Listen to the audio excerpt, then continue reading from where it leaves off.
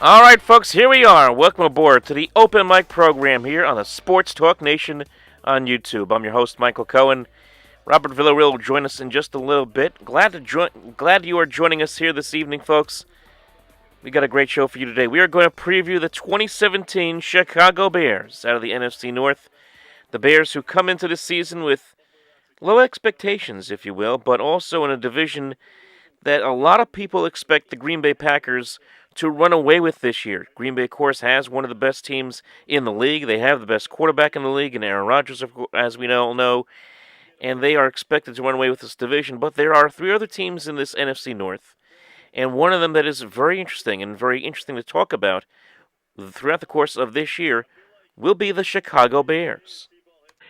But they are hoping that they can start to turn things around and put together a team and start to put together pieces that they can develop over the next couple of years. Yes, Chicago's not going to, it shouldn't be competitive as far as division standings are concerned, as far as playoffs are concerned, but they certainly should be a team that will be interesting to watch. I mean, certainly for the first 2 weeks of the preseason, a lot of people have made a lot of noise about the progress of Mitchell Trubisky.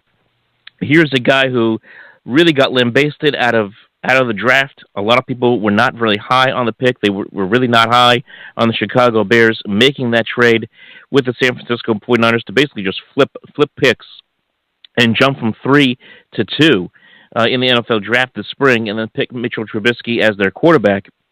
It really drew a lot of raised eyebrows because the Bears had signed Mike Glennon to a big contract. Well, as we've seen here in preseason, Trubisky has outplayed Glennon through 2 games. Yes, Glennon played a little better yesterday against the Cardinals, but overall, Mitchell Trubisky has been phenomenal. And I know it's preseason. I know it's usually second teamers against second teamers, so there's only so much you can take from that. But if you are a Bears fan, if you are sitting there watching the progress of Mitchell Trubisky, you have to be pleased with the way he has developed so far. 226 yards passing this summer, 72% completion percentage in his passes. He hasn't turned it over. He's only been sacked once. He has done the job, whereas Mike Glennon has really struggled. I mean, he has only completed just a little over 57% of his passes. He's turned it over twice. He has not looked good in the pocket at all here for the Chicago Bears. So for a team that thought going into this year would be a year where Trubisky would try to grow as a player, they're looking at a situation where a player by watching for that matter, they're looking at a situation where they could have a bit of a quarterback controversy this year. So that'll be a very intriguing storyline to watch throughout the course of the season. Now, we are expecting a guest in just a little while. We are expecting Robert Villarreal to join us when he is able to. He'll be joining us tonight to talk about the Bears. And, well, lo and behold, there he is, the man, the myth, the legend that is Robert Villarreal. Rob, how you doing? Mike, I'm great. It takes one to know one, buddy. I know, man, you got the legendary status. No worries about that. Anyway, Robert Villarreal joining us here tonight. Of course, we've always had him on with Baseball Essential. Rob, it's always great to have you back on the program. Here to talk some NFL football tonight. Yes, absolutely. Mm-hmm. So let's hit it up with the Chicago Bears here in the NFC North. And as I said, when you take a look at the NFC North here to start things off, the Packers are going to be the overwhelming favorite. Obviously, they have the top quarterback in Aaron Rodgers. They have a team that's been to the NFC Championship game last year, and certainly a favorite to get to a possible NFC Championship game this year. But everybody else in this division is kind of an intriguing story in every which way. And specifically, you take a look at the Chicago Bears. A lot of people didn't have high expectations for Chicago this year. In a lot of ways, it is a rebuilding year. When you take a look at some of the talent or lack thereof they have offensively, but man, the story over the last couple of weeks has been the guy that everyone was wondering why the Bears took, and that's Mitchell Trubisky, who has really been phenomenal here to start this preseason. Yeah, he's surprised a lot of people. I think that a lot of people can't get overzealous on some of this because when you look at some of the Bears' history, you look at some of the other quarterbacks that had good, young, good preseasons at a very young age. Guys that ended up puttering out like Henry Burris, for instance, who had a very good preseason when he was very early on, and he came in from Tulane, and he was just, eventually. And that just happens to a lot of guys, unfortunately. And I'm not saying that's what's going to happen with Trubisky. He's definitely the highest drafted quarterback the Bears have ever taken. And I hope for good things. He seems to have some good feet under him. He seems to have a lot of good arm strength, but it's just a matter of learning. John Fox, the Bears head coach, is repeatedly asked, almost on a multiple daily basis, where, what's the progression? What's what's the order of the quarterbacks in the next game, the next preseason game? And then I'd say, hey, what is it still the same? Is it still the same? And he always says yes. He's just going to keep going. Glennon, Sanchez, and Trubisky, and they also have Connor Shaw, but I don't know. If he's really going to make the team or get anything done at this point. It looks like it's going to be Glennon, Sanchez, and Trubisky, with Trubisky being the three. Now, the issue that a lot of people are having with Trubisky being a three is that in an NFL game, you can't come in until the fourth quarter, or unless both quarterbacks are hurt. If you're number three, you are also not allowed to practice with the number ones in practice. So that can also be trying. It's like, do they want to protect him and set him? A lot like what the Cowboys did with Tony Romo, or like the Packers did with the aforementioned Aaron Rodgers. Sorry. Yeah. Aaron Rodgers, sorry. I was having a moment. Who's that guy? Yeah, that's right. Yeah. He's the second best spring quarterback in the game, and he's in the division. Yeah. So I'm going to argue first, but I will always say, until he leaves, it's going to be Tom Brady. Yeah, exactly. But anyways, it's a hard sell. It's hard, it's like what you want to do. Do you want to get them more reps? Do you want to get them ready sooner? You obviously do, but you also want them to learn. They want them to carry a clipboard. They don't want to, give them that throw them to the wolves with baptism by fire that ruined a lot of promising quarterbacks like Ryan Leaf, for instance.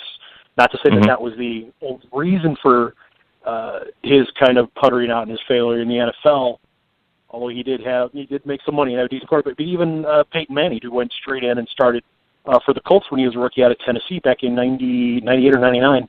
And he still threw something like 20, 25, 28 picks his rookie year, and everybody's like, oh, come on, who's this guy? And then the next year he takes off. So there's a lot of schools of thought as to what's going to go on with Mr. Trubisky, but not that I want to see Glennon, but the sports books in Vegas they initially had his over/under on games played. They had it set at 1.5 games, and now they're setting it at 8 or 7.5. So with the it's the 8.5. I'm sorry, it's 8.5. And since the Bears have the bye exactly halfway through on week 9, they're not sure if he's going to start. It's interesting to think that he's going to start right before the middle of the season and then finish out the year. So time will tell. Time will tell, and I'll say this: it looks like to me that Mike Glenn's going to get the opportunity to start, and the Bears have 45 million reasons, and especially 8 million reasons this year to pay him, and that's the money that he's going to make this year: $8 million, $45 million over the next 3 years. Now there is a buyout, of course, at the end of this year, going into 2018, where they could buy him out for I think about $16 million, and it will be just a lot of dead cap money, but it's going to be a quarterback controversy. I think it's going to be something that's going to be talked about throughout the course of the year. Anytime Mike Glennon throws an interception, anytime the Bears lose a game, John Fox is going to have to answer, and even Ryan Pace, for that matter, the general manager, will have to answer questions about, hey, when you guys going to put when's Trubisky time coming? When's it coming? It's kind of like, in a lot of ways, for better or for worse, and kind of ironic with John Fox being there, kind of like the Tebow situation. Now, I know Trubisky has a lot more talent and certainly a better pedigree than Tebow ever did, but John Fox went through that with Tebow in Denver, where it was like, oh, when are you going to put him in? When are you going to put him in? And eventually he did. So I could see a scenario, come middle of the year. Let's just say, for example, the Bears, I don't know, are 1-6 or whatever, 1-6, 2-6. Could I see a scenario where they decide, you know what, we're going to put Trubisky in. Yeah, I could possibly see that. He's certainly a lot better than Mark. He's certainly better than Mark Sanchez. You know, Mark Sanchez is sticking his helmet into someone's rear end away from being on the bench. Oh my goodness.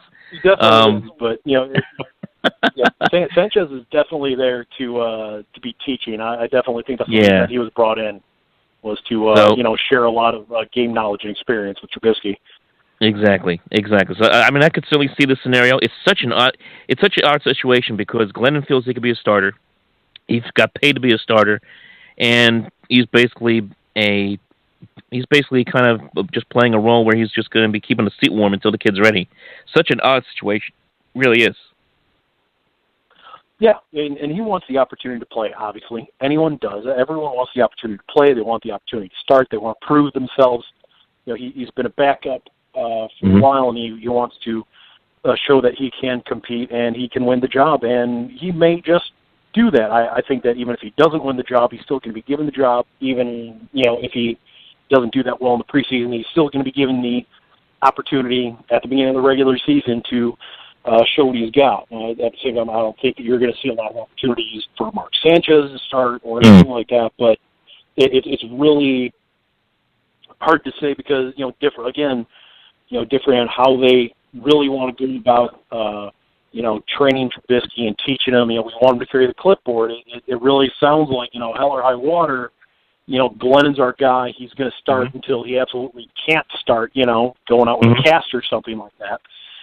But, it really just sounds like his job, you know, to lose, for better or for worse. And but it's fun. It's honestly fun to me because as a Bears fan, growing up a Bears fan, there's never been a lot of great. I mean, there's been quarterback controversy in Chicago, but it's always been who's the lesser of two evils. You know? True. Yeah, like Kyle Orton and Rex Grossman. Remember those days? Right, exactly. And I still to this day say Orton should have started that Super Bowl. I agree. But I've never been a Grossman fan. But yeah, it doesn't really matter who the quarterbacks have been, whether it was the same sort of thing. You want to talk about Dave Craig and Eric Kramer? I mean, you know, what's worse? You know, a guy with a broken neck, Kramer, or the guy who's, before Brett Favre did it, owned the record for most NFL interceptions, and he wasn't even a starter.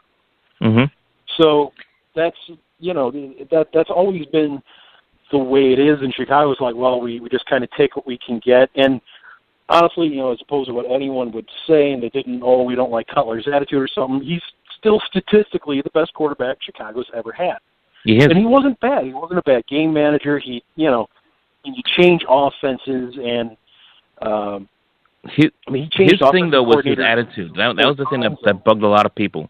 You know, I don't know. Everyone outside Chicago, from what I could hear, you know, always mentioned the attitude, and seems like he's always down. Doesn't seem like he's up for games. Everyone talks about the NFC Championship game where he did get injured, and everyone's like, "Why isn't he going back in there?" They did the same thing with LaDainian Tomlinson a couple of years before that. But you know, you of course being a Bears fan, you know, just what was the perception of Cutler? Was it just like, you know, this guy doesn't have the attitude, that just has the bad attitude all the time, or was it like you just said? Wasn't that bad? I mean, he certainly had the numbers. He did certainly have the numbers, and honestly, he wasn't that bad. I thought he was a very good, very serviceable quarterback. I mean, is he going to be in the Hall of Fame? No. I mean, could he still start on this team? Yes. And I think that he should have. I mean, if nothing else, for exactly what you said a couple of minutes ago about buying out Glennon at the end of the season, you know, having to put money into getting rid of him. As far as the salary cap implications, Cutler was going to be done after this season, cost the exact same amount of money this year as you pay Glennon, and there's no implications at the end of the season. If you weren't going to have Trubisky start, and everybody knows now that that's really not the plan, why spend more money to have, you know, a new guy come in and lead you to a 3-12 season? I don't think that Cutler ever had that bad of an attitude, and I don't like to compare myself to a lot of people, but I've had a similar situation in my personal life with Jay Cutler, and I've seen it because I've seen his demeanor and the way that he carries himself on the field and the way that he handles himself in the game. And, you know, it doesn't, people are mad and they were angry fans-wise because he didn't show a lot of emotion. He didn't have a lot of expression, like, oh, he should have got mad about throwing that pick. Maybe he wanted to, or maybe he doesn't care. But, I mean, the truth is he's a professional. I mean, whether they like it or not, he's a man who's being paid to do a job, and he's going out there and doing the best he can. You know, sometimes he didn't have parts around him. And I'm not saying you can blame it on everything that he's ever done, every errant pass or anything like that, but he's throwing plenty of good ones too. But I think that when they look at him, but go ahead. Sorry, go ahead. No, go ahead. It's all right with the his lack of expression stuff. I personally get that too, and it's something funny that it's been said a lot about a lot of people, but it's something I have called resting bitch face. And basically, you just look mad all the time. My old boss used to say, "Oh, you act like you got a chip on your shoulder." I'm like, no. I'm a perfectly nice guy. I'm very friendly, but I walk around and I look like I want to stab you. That's just that's just how I look. I'm just a large fella, and my brow kind of falls like my default face, and I just look angry all the time. But I'm not. Yeah. And I think that Cutler caught a little bit of that too. He's just not someone who shows a lot of emotion around a lot of people, and I just call that professionalism.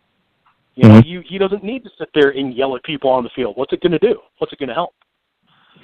So I think that he got a little bit of that. I wouldn't put that past him either. But a lot of people say it's just his attitude and demeanor. He just didn't care. But I really don't buy that, because no one works hard to study like you do, to do the things physically and mentally that you have to do to be a starting quarterback in the NFL that less than 0.1% of the world could possibly physically do, and not care.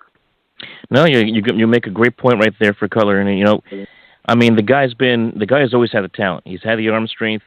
Even in Denver, early in his career, he got off to a very good start in his career.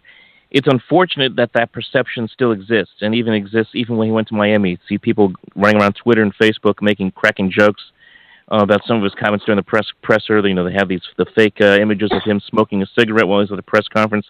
It's just a perception that people have of him.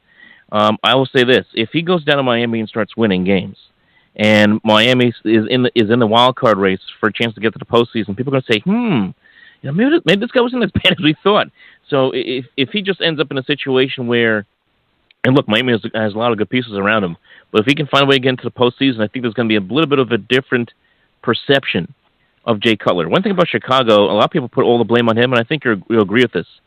They were tearing that team apart over the last few years. Matt Forte was leaving, Brandon Marshall was leaving, Alshon Jeffrey, of course, he left at the end of last year. So all these pieces were leaving as Cutler was still there. I absolutely wholeheartedly agree with that. It's a team effort. People talk about. The best example, at least from a Chicago native like myself, is talking about Michael Jordan's Chicago Bulls and how he was a champion and he carried this team. Yeah, obviously he was the leader and he was the best, and still I believe no bias aside, statistically I think he really is still the best player of all time.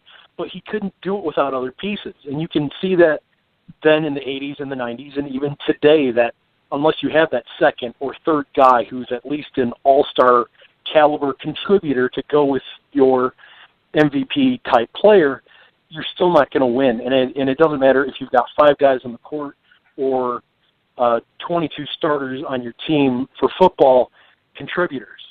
And you can say whatever you want about the offense, but then when guys start falling and getting hurt, then you lose a gent like Brian Urlacher, who was leading your defense for so many years, and Lance Briggs just basically gets old. Chris Tillman, age catches up to you, and things like Mike Brown, who was a fantastic safety, basically the quarterback of their defense in the late '90s, early 2000s. A lot of injuries, and he just couldn't bring it together and get back on the field. When you lose these key components that you invest in, you need these other guys around you. And that's only defensive, but I also have a lot of trouble with the Bears' offensive line and how, I don't know if a lot of other people from other areas see it, but they basically just have this carousel of moving pieces on their offensive line. Mm-hmm. I can't tell you who their starting their right guard's going to be, or left tackle, because they just move everyone. Oh, this guy's hurt. We're going to move this guy over here. I mean, short of center, Kyle Long, who's their best offensive lineman, has played every position. And they're moving him again this year. And he's not really happy. And I don't blame him. I think you should put them where they're best, not where they're, this guy's a little faster. Or their reasoning now is they put him on the left side because he's left-handed. And, put him where, hey, when I played, when I first started playing, I was a right tackle. That was what I was most comfortable with. And that's where I played. Could I be a left tackle? Sure. It's the opposite calls, but I'm still going to miss a lot more stuff than at right tackle. And it's just a learning curve, because what a lot of people don't realize in the NFL is that the plays are so diverse. They're long. It's almost, some of them are longer than the Gettysburg Address, which I think was only 216 words or something of that nature. There are literally plays that are longer than this. And you have to understand it, but the thing is that the players don't know what every other player is doing. The right tackle doesn't know what the left tackle is doing. The wide receiver 1 doesn't know what the wide receiver 3 is doing. You just wait for your position's word, and then, I'm running a Z route or a circle or whatever it might be. And to have moving parts, you have to study more. Now I got to learn a whole new position. It's not just getting up out of your three-point stance and pushing and blocking. You need to know, because there's different blocking patterns or whatever it might be. And it's hard. It's hard to learn. And then, when you have that on top of other players leaving and lesser players having to come in and fill in, like I said, with multiple injuries or guys moving around the offensive line, it's really hard to succeed with so many moving pieces and so many new faces. Yeah, just look at his offensive line right now. You got Cody Whitehair, is only in his second year. You got Leno Jr., Charles Leno Jr., who's only in his third year. You got two young pieces right there at arguably the two most important positions on the offensive line at center and left tackle. You got a veteran there and sitting in the left guard. And then of course, as you mentioned, Kyle Long moving over to right guard. I don't know if that's the move that I would make myself. I probably would want him on the left side of the offensive line on the blind side. But man, it's a very, very young offensive line.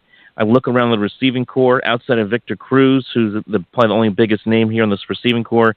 It's a lot of unknowns. There's a lot of guys like Kendall Wright, who's coming over from Tennessee.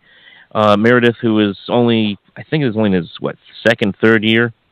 He's actually in his third year with Chicago. He's been kind of like one of those guys who's just kind of under the radar. Had some nice big catches here and there, but not a guy who stands out as the number one. It's a very, very young group all around whoever the quarterback is, and it's going to be a huge challenge for them to score points. The wide receiver corps is really going to be offensively. Even though we talk about the offensive line and how they're kind of weak and moving guys around, the wide receiver corps is definitely the worst.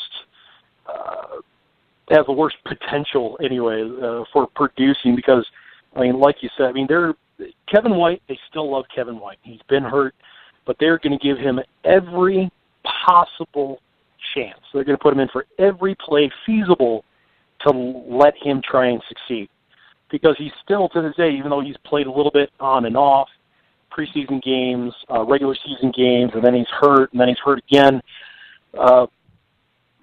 We've still never seen him full speed. It's just never happened. We've never seen him perfectly healthy, 100%, able to just get out on the field and cut loose. And I'm hoping that, we have the chance to see that. At the same time, you're right. The biggest name is Cruz, and he's really not a number one. White is not a number one. Meredith, who was their most productive receiver last year, is not a number one. I think on his day he might be a 2, but really he's a 3 on most teams, if not a 4. They have other wide receivers that just aren't going to impress, that are really just making the team because they need them on special teams. So it's really hard to say exactly what's going to happen, but you expect a lot of work from your tight ends. I've liked their second pick, Adam Sheen. He's been doing pretty well in the preseason. He's been looking good. Zach Miller, obviously. I mean, their running game should be good. I love the issue that they're having with the running game, where they've got so many good, decent running backs that they're going to have to cut guys that are going to go straight to other teams. And that Tariq Cohen kid looked really good the other day. He really exploded onto the scene. Yeah. I mean, they're all looking good. Not really. Langford or Carey. They're still kind of iffy. But I mean, even Cunningham was looking good. Howard, obviously. I mean, Howard's going to start. I mean, it doesn't really matter how much of the preseason he goes. I mean, he's going to be the starter. But yeah, I mean, there's so many nice pieces there. But yeah, at the same time, it doesn't matter how good your running game is going to be if you don't have any wide receivers to scare your defense, because you don't have anyone sitting on either side, whether it's the X or the Y. Where defenses go, oh man, we got to watch out for this guy. Oh, we got to double team this guy, which is going to free up this guy.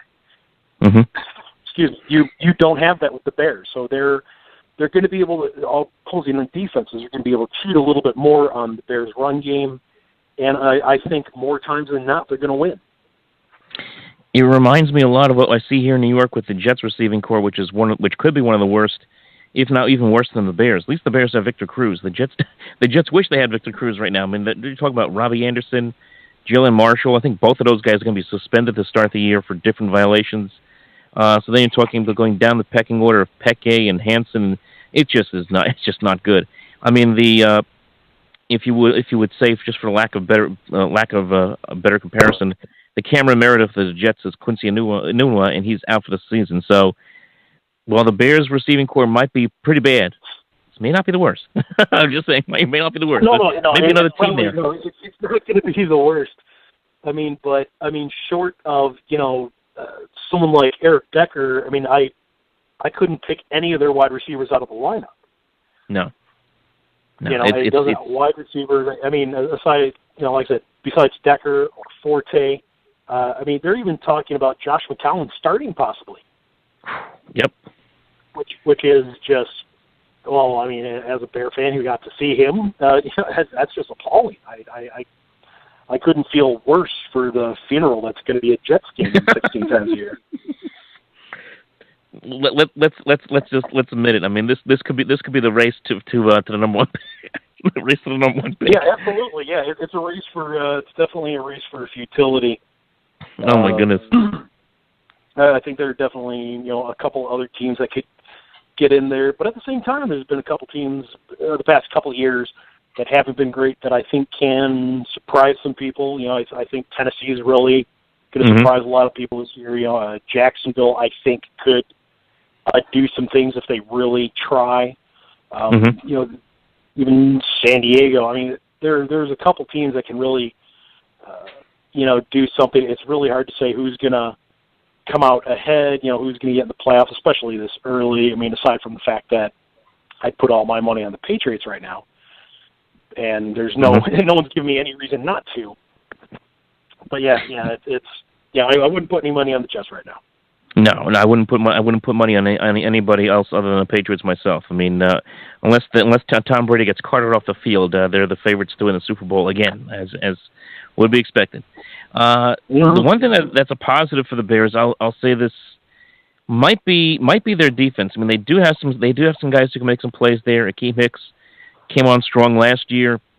Guys moved around the league. He had 7 sacks last year. I know he was injured, didn't play this game. The secondary looks pretty good. I like the addition of Quentin Demps in the secondary at strong safety. You got a nice ball hawk there, a veteran who can lead some of those young guys. Prince Makamura, a guy who's been around with the Giants and the Jaguars. So there's some pieces there defensively where they can make some plays. I mean, I'm not going to sit here and say that they're going to have a top 10 defense, but they're certainly going to be able to keep the Bears in some of these games this year. They did make some nice additions defensively. When you talk about the defense, I always think of, as far as the Bears go, Leonard Floyd first, their young outside linebacker. He's really the most physically improved coming into this season. I think he's going to be their standout guy. You've got some rotating guys, on the defensive line, whether it's the irony of saying that Willie Young is getting old, but guys like Jenkins or Hicks, all these guys are decent enough, but I don't really see him standing out. I mean, Permel McPhee is just going to be McPhee. I don't think he's going to do anything really outstanding. Dan Trevathan will be good in the middle. I like this kid, Kwiatkowski. He's a backup guy on the linebacking court. He's pretty good. The secondary, I do like Prince Akamora. Quentin Demps, I don't know. I'm really not sold on it. Okay. You got to show me something. It's like when someone tells me they want to quit smoking. I say, well, prove it. I'm going to quit smoking. Okay, well, let me see something. I don't know his exact stats, but I don't even think he had 5 picks last year. I mean, he's a good guy. He's a name guy. He's been around, and he's serviceable. And on this secondary, he's definitely going to start. But I don't think that he's outstanding by any means. I really like this young kid they got, Adrian Amos. He can hit. He can hit really well. He reminds me, as late Bears-wise in the past, of Tony Parrish, who is basically just a faster linebacker. You put it straight in safety, and he can pop guys. I really like that. He's got a lot of pop, but unfortunately, when guys are just going to burn him on a flag route or something. You know what I mean? He doesn't quite have the speed, but he's got some pop. It's interesting to see how some guys are going to line up. Corners, though, I don't know. I mean, outside of Prince, I mean, whether it's Cooper or Callahan or anyone else, I don't know. It's just really troubling to me. I don't think the defense is going to be bad, but I think people they're concentrating on the quarterback controversy in air quotes. I don't know if you can hear the air quotes, but trust me, they're there. The quarterback controversy in the preseason, even though Bears pretty much know who they're going to run with. But really, it's going to be the defense that I think loses more games for them than Mike Glennon will. That's a very fair point. I mean, they're going to be on the field a lot. I mean, if the offense is going to struggle as many people expect, of course, with all the issues we just talked about. I mean, you're talking about even early in the season. Just the first four games of the year, they have Atlanta, Tampa Bay, Pittsburgh, Green Bay. I mean, these are all very potent offenses. Green Bay, of course, Green Bay and Atlanta certainly are the two best offenses they see here early in the season. I mean, they're going to give up some points. They're certainly going to be on the field a lot defensively, so it's going to be no piece of cake for them. They could find themselves behind the 8 ball very, very quickly here to start the season. What they need, that's why I sit there and wonder what would be the move when we get to that point mid-season, late October for John Fox. And let me pose this to you as well, because the coaching carousel is always one that is ongoing, as well know. And everyone before the season, I don't know why they do this. I don't like doing this myself because these guys have jobs. This is their livelihood.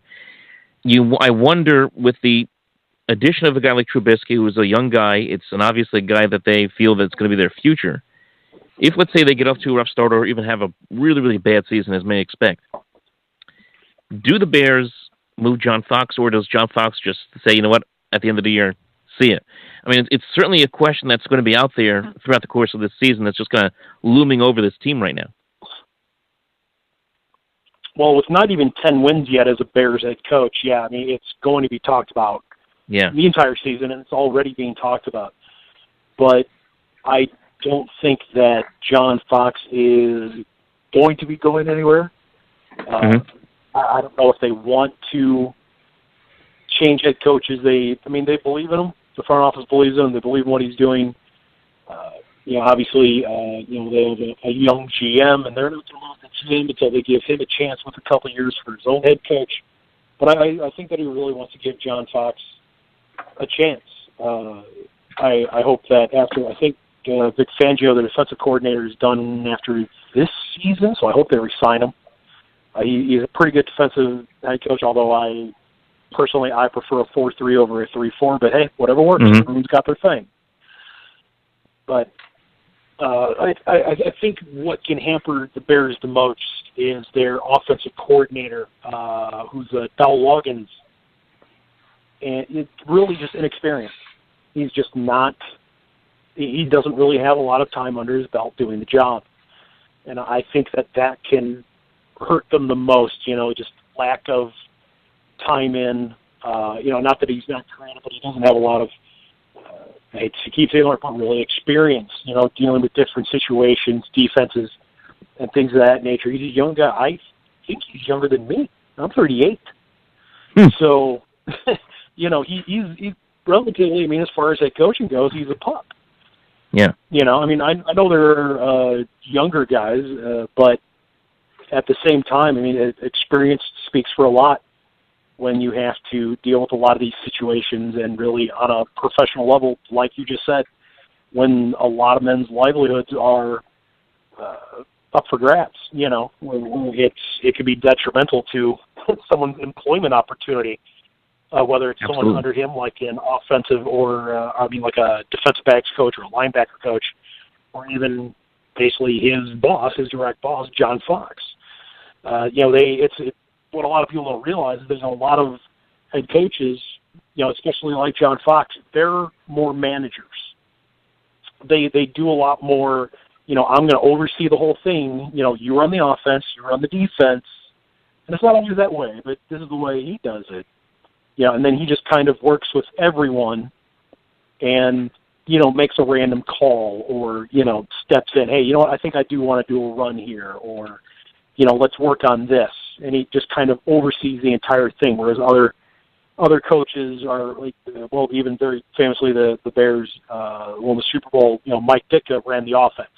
Mm-hmm. He had an offensive coordinator. He ran the offense. Then he had his own guy said, "You run the defense. I got the offense. We're all good. Just do your thing. I don't care. I don't want to have anything to do with the defense." Mm-hmm. And Buddy Ryan did, and they won a Super Bowl because of it. But I don't know. I don't think that John Fox is going to be anywhere unless, like you mentioned, maybe it's of his own volition. That's the only thing I can think of. I know he's had his own health battles over the last few years. Maybe that he'll use that as a reason. I'm not sure. I can't project too far that far into the future. But could I see him just stepping aside? Maybe if it's really that rough of a year, if he starts to see the storm clouds looming over his head and all the talk about the quarterback controversy and the GM wants this guy to play and he'd rather have Glennon play. There's so many different scenarios that could play out between now and the end of the season.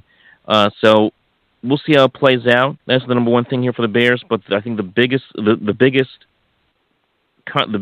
controversy, if you will, or biggest thing to watch this year, as we've discussed, is going to be this quarterback situation.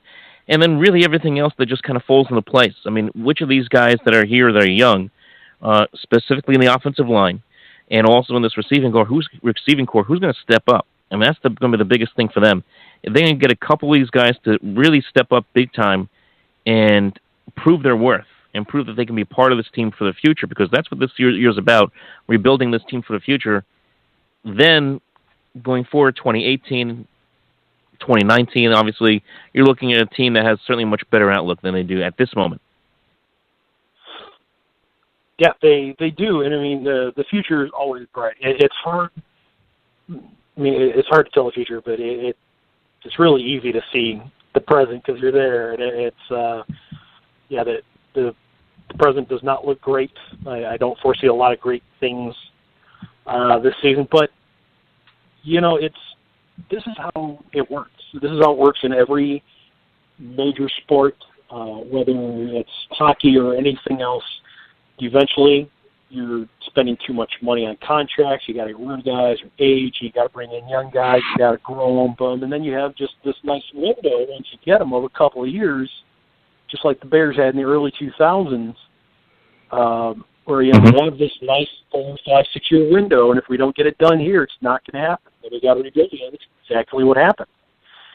So that's what teams work for, and unfortunately, the Bears are at the point where they've had to strip it down, and they need to start over again. And unfortunately, you just got to be patient again, and hopefully in a couple of years it comes to fruition. A couple guys come together, and it all works out. But It's really hard to say. Obviously, you're going to need a couple more drafts and, it's some good free agent guys to come in. The only thing, the major thing the Bears really have working for them is the fact that they're the Chicago Bears. Yep. People, when you talk about the NFC Central, you talk about the Packers, but they're still the Chicago Bears. They're still one of the original teams. George Halas, who founded it, is pretty much the father of the NFL, and they're still in the third largest market in the nation. It's still a very viable place to go, whether you want to talk about head coaching or you want to talk about players coming in for free agency. You want to come make some money, you want to get seen, you want to try and do something for your career, you come to Chicago. So they still have that going for them, regardless of how bad their record may be at the end of the year. Absolutely, I agree with you 100%. I mean, this has been one of the premier franchises for seemingly forever. Yes, right now it doesn't look too good. This team is going to go through a transition year, but we'll see. Like I said, we'll see what happens by the end of the year, where this team's going to stand. I mean, they do have some games come the end of the season where they could pull some of those games out. Minnesota, Detroit, Cleveland, San Francisco at home. I mean, there's some games there at the end of the year where they could start to play a little better, start to turn the corner just a little bit in the season. I think it's kind of unfortunate for what they want to try to accomplish early in the year that the first 4 or 5 games are next to impossible with Atlanta, Tampa Bay, Pittsburgh, Green Bay, Minnesota. But we'll see how it turns out with them. Yeah, it's you're right. It's hard to get a really good look at some of the things when you look at the schedule because, you're right, whether it's Atlanta, who really flies high in the offense, or even in Week 3, Pittsburgh, who I think was the second-best team in the AFC this year, or Green Bay, you got to play twice. They're just in the division, or Minnesota, who could be an upstart, who could really show some stuff offensively. The back end of their schedule is a little weaker with, teams like San Fran or Cincy or Cleveland. But, for the most part, everyone talks about, these are the better teams, these are the worst. They're still in the NFL. Yep. Unless you're talking about a team who's, at some point 1-14 or something of that nature, they're still an NFL team. They can still beat you if you let them. And that's really the bad part is that, can the offense be cohesive and come together? Like you said, who's going to stand on a wide receiving core? Who's going to come, make some plays in the defensive secondary? It is really hard to see a lot of that, but hopefully someone does. I'll still watch a little. I'll definitely watch a lot more than the Bulls this fall. I tell you that much. Bulls are good. But, it's going to be interesting. I'm interested to see a lot of things. I'm very interested in sticking with Trubisky and seeing his development, and Howard and a couple of these other guys who, like you said, even Cameron Meredith, who isn't great by any means, to still make his name as a role player, so you never really know how that's going to work out. Or just other guys, like I said, like Bellamy, who's a wide receiver, who's really just going to make the team based on special teams play. It's just going to be interesting to see a lot of guys make some contributions and come in and hopefully, win a job and keep it for the next couple of years. All we can do at this point in Chicago is look to the future and hope for the best. And when you watch this year, just kind of grin and bear it and say, you know what, same growing pains everyone's got to go through. And, of course, there's always a line you can beat up on, too, because they always find a way. The Bears always find a way to beat the Lions, or the Lions just find ways to shoot themselves in the foot. And that kind of leads me into just kind of looking at this division. Green Bay, I expect them to win this division. They're probably the second-best team, maybe even the second or third, depending on how you want to view Seattle out in the West in the NFC. Aaron Rodgers, of course, the top quarterback one of the top quarterbacks in this league, next to Tom Brady. They have a dynamite receiving core with Jordy Nelson and Randall Cobb, Devontae Adams, Martellus Bennett. So many guys that can do so many big things with the football offensively and defensively, of course, with a very solid defensive front led by Jean-Francois, and, of course, the secondary very good as well. Of course, can't forget Clay Matthews on the right outside linebacker position, but they're the team that I would expect should find their way to get to 12 wins, get the top of this division. And then the question is Minnesota and Detroit. And I don't know if I trust either one. I mean, Minnesota, with Sam Bradford now in his second year as a starter, really his first full year to be the expected starter after the freak injury that happened last year to Teddy Bridgewater. Without Adrian Peterson there now in Minnesota, I don't know how good the Vikings are going to be. They're probably a team that's kind of teetering around 500, if that. And Detroit, Detroit's a team that's always good, Rob, and you notice they always have the good pieces, but you just can never trust them to really get over the hump. So I look at this division, I think it's kind of top-heavy with Green Bay, and then everyone else kind of falls in after that. Yeah, I think Detroit's probably pull it out to be number 2 in the division, and then followed by the Vikings and the Bears, obviously. I think Caldwell's he's a good head coach. They've got some like you said, they've got some good pieces. They do find a way to shoot themselves in the foot sometimes, but they've got a pretty solid offensive line. They've got good receivers. Like if Eric Ebron can stay healthy, he seems to get hurt every year, unfortunately. Their running game isn't sensational by any means, but they've got Marvin Jones to toss to. They've got Golden Tate to toss to. And Stafford can throw for, if he's got the guys open, he gets completions. I mean, he's a guy that can throw for, 4,000 plus yards if he really put some drives together. And it's really hard to say, unfortunately, with the rest of the NFC North, that anyone else is really going to give them competition besides the Packers. But I think they can. I think they can really make some moves. They've got some rookies that are going to make the team pretty well. They'll have Jared Davis. He's a rookie. He'll be starting at middle linebacker, I think. So you never really know how that's going to work out. Unfortunately, obviously, just like every other team, you talk about rebuilding. They've obviously been building for a while, but then you lose some guys, you gain some guys. I don't know, it's hard to say where they'll end up, and it's hard to think that anyone's going to do anything better than what the Packers are probably going to do this year. Unfortunately, the Packers are, you win the NFC Central by going through Green Bay, and I don't think Green Bay is going to let anyone come through them this year. They will make some headway. They will do some good things. I think they'll win. What were they last year? Like 7-9, 8-8. I mean, I think they'll be better than that. I want to say they were 8-8, maybe. Yeah, let me take a look here. Detroit. They'll win 9. Yeah, I mean, Detroit last year was. I mean, they got into the playoffs. I mean, remember they were. I think they were like. Let's see here. 1, 2, 3, 4. They were 9-7 last year, and they got in. They were 9-4 at one point, and then they collapsed and they stumbled into the playoffs. Right. Yeah, and I think they got some good rookies, on defense and stuff to help them. Someone I've seen a little bit, Kenny Galladay from Northern Illinois, right up by me. Mm-hmm. He's a wide receiver. They got him their third pick. He's not too shabby, but he's got a lot of refining to do, a lot of polish to be done with his receiving routes. But anyway, yeah, it's hard to really talk about anyone doing a whole lot of good when you talk about having to go through Green Bay. And you're right when you excuse me. Mm-hmm. When you talk about players leaving like Adrian Peterson, it's going to be hard for their running game to do a lot. They got McKinnon, Murray, Ham. I don't know. I don't see a lot of great things coming out of the running game, but at the same time, I don't think Adrian Peterson was going to do much anyways. I mean, he's down in New Orleans this year, and I still think they're going to be a passing team. I still think they're going to throw for 5,000 yards. Yeah. And really, Peterson's going to get a couple carries. Don't get me wrong, but he's not the threat he was a couple of years ago.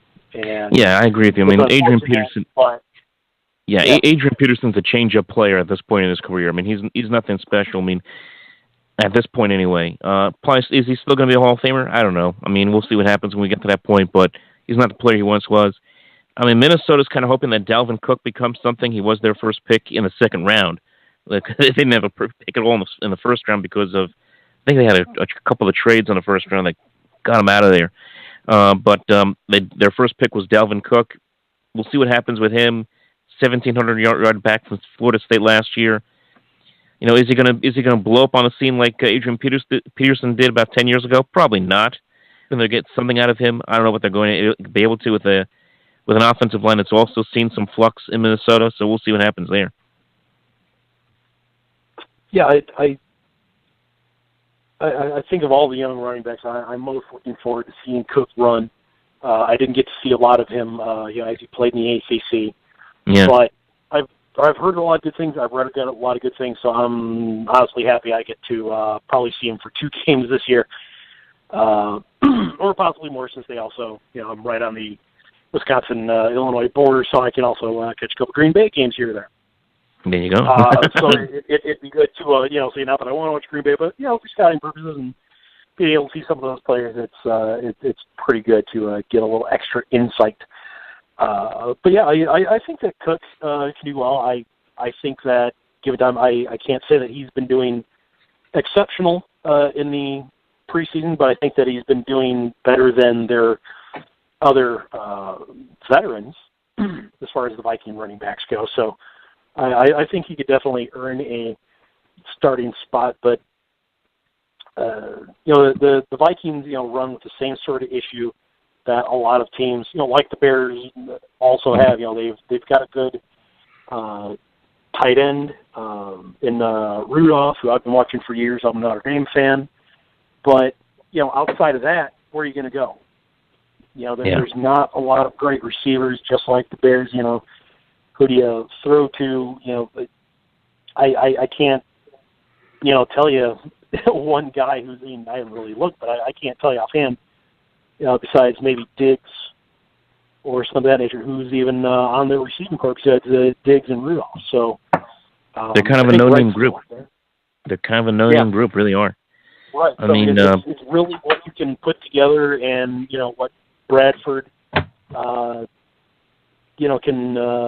get going on this offense. And I don't think Sam Bradford's a bad guy at all. He's serviceable, but he's also, one of those guys that's unfortunately, I think, a starting quarterback because you don't have a lot of other options. Mm-hmm. So, yeah, they really don't. I don't. Yeah, I don't see the Vikings doing a whole lot, but they'll probably do more than the Bears. I can't say a lot, but when I think the Bears are going to go 3-13 or 4-12, doing more than that isn't still a lot. So, yeah, I mean, Minnesota's probably that 7-9, 6-10 kind of team right now. Could they get to 8-8? Maybe, but they're probably in that 6, 7-9 range right now. It's going to be a top heavy division. It is, and for a team like the Bears, just to kind of round it off here. For the Bears, they're just trying to get through this season. There'll be some opportunities, I think, for them to win some games this year. Certainly opportunities here to see Mitchell Trubisky show something for this team, certainly late in the season. But it's just about getting through the season for the Bears. And as far as Chicago's concerned, the Chicago fan, you can attest to this. You know what? Let the team struggle, because as long as the Chicago Cubs continue to do what they're doing and certainly get their way into the playoffs and make some noise, then there'll be certainly enough to talk about in Chicago if the Cubs can make some noise again this year in the playoffs. Yeah, I mean, and that's, again, it's something that, well, obviously, it comes of went through a lot of losing seasons, but finally coming in, and we've talked about many times, rebuilding and having a lot of, unfortunately, bad seasons, but getting up there, getting those top 5, top 10 picks, and picking up a lot of those good young guys. But it's also, scouting and picking up the right guy as well for your situation and for your pick. And there's always an air of luck to that, but basically the same thing. They went through a lot of growing pains, and it took a number of years to build that, get good draft picks, raise them, bring them up, not bring them up too quickly, not overdo it, not spook them, not ruin them, not lower their confidence, and still teach them along the way. The Cubs are having a lot of pains this year. Their starting pitching's doing exceptional, and their bench is not doing great, and now their relief pitching is doing exceptional, and their starters are ailing. And everyone who I pretty much thinks that John Lance is like the worst pitcher, but he's got the best record of all the starting pitchers on the Cubs right now. Yeah. And overall the whole season and for the second half, he's been pretty good. But that's I mean, he unfortunately had too many games where he gets shelled, and that's not really paying off. He seems to be a real, do or die kind of pitcher this year. Either, throwing 12 strikeouts or giving up 12 runs. I know. I mean, it's like we're waiting for the Cubs to really kind of take off, and I still think that if they get into the postseason and win this division in the Central, and somehow get the Dodgers in the NLCS, if they can get that far, I just have a feeling that that's the team that the Dodgers don't want to see. And I know the Dodgers are on their way to winning 116 games. I get that, but if you get Cubs Dodgers, that could be legit, especially if Chicago starts to figure this thing out.